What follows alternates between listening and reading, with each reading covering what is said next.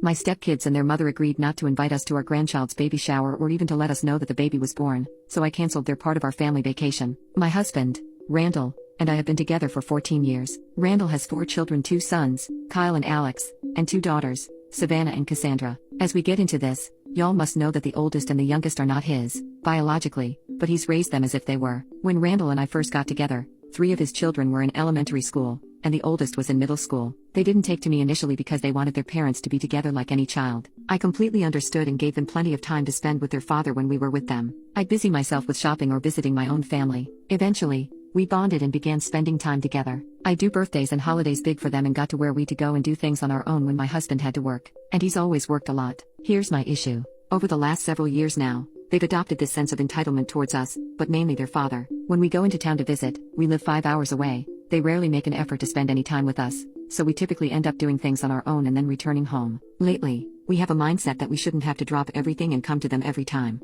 especially when we know that they won't show up most time, and they're adults. If they want to see us, they can visit where we live. These days, their phone calls consist of asking for money for gas and groceries, to hang out with friends, or to help fund their trips with their mom. Randall used to send money for everything they would ask for but has now begun to say no and put his foot down. He's told them they must work for what they want and that everything will not always be handed to them. Anytime he says no or that we can't help right now, it's the silent treatment for weeks and sometimes months. We're coming to the part where I'm questioning myself and my decision to cancel their vacation. Early fall 2022, Kyle told us that he and his girlfriend were expecting a baby. We didn't even know he had a girlfriend, and he doesn't think he wants Randall to be part of the baby's life because he isn't Kyle's biological father. What the F? This man raised this boy from 8 months old and did everything a father should do, but he's not good enough to be grandpa? But he said he'd let us know. So we proceeded through birthdays and the holidays, and of course, I went out as usual. Right after the new year, I received a phone call from Kyle asking me if Dad and I could help fund their baby shower. It would go towards food, decorations, and the venue. I said yes. I sent him the money,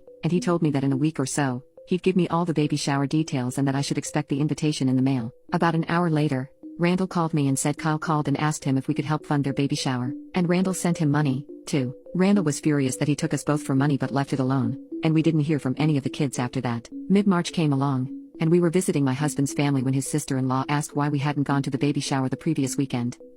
Because we didn't know about it. We were stunned. Then, his sister-in-law dropped another bomb on us. The baby was born the day before the shower. I came to find out that all 4 kids and their mother agreed not to invite us to the baby shower or even to let us know that the baby was born. They needed just the money. To say that I was livid would be an understatement. I sent Kyle a message a couple of days later and told him that it's one thing not to invite us to the shower, but not to let us know about the baby was heartbreaking. I hope they'd had a great time and were gifted everything they needed. I congratulated him on the birth of his son, and I hope he's healthy and adored. My husband sent a similar message. We've yet to hear back from him, and we're headed into mid-June. So, after a conversation between myself and my husband and the fact that I paid for the entire trip on my own, we decided to cancel their tickets for what was supposed to be our family vacation. I got a partial refund for some of my reservations, but that's okay. I'll take the loss. Last week, we got a call from the other 3 asking what dates they needed to plan for and what they should pack. I also told them I canceled their tickets, so they didn't need to worry about it. They were angry and had some choice words. I honestly feel like it's the best decision we could have made. Update: our vacation turned out to be absolutely wonderful. Randall and I spent quality time together,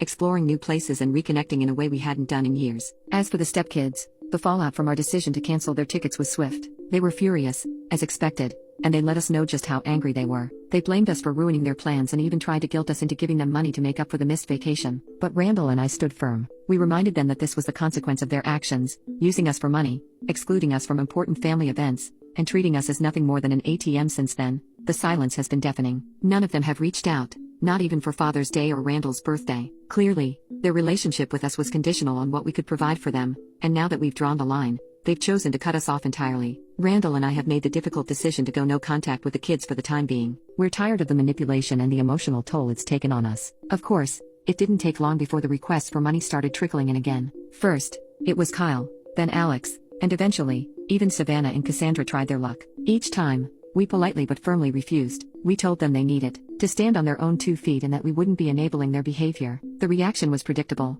more silent treatment, more anger, but at this point, we're done playing their games. We've learned a lot from this experience, and while it's heartbreaking to see how things have turned out, we're also relieved. We're no longer burdened by the constant stress and disappointment of trying to please everyone. Now, it's about us, our marriage, life, and happiness, and that's something we're not willing to compromise anymore.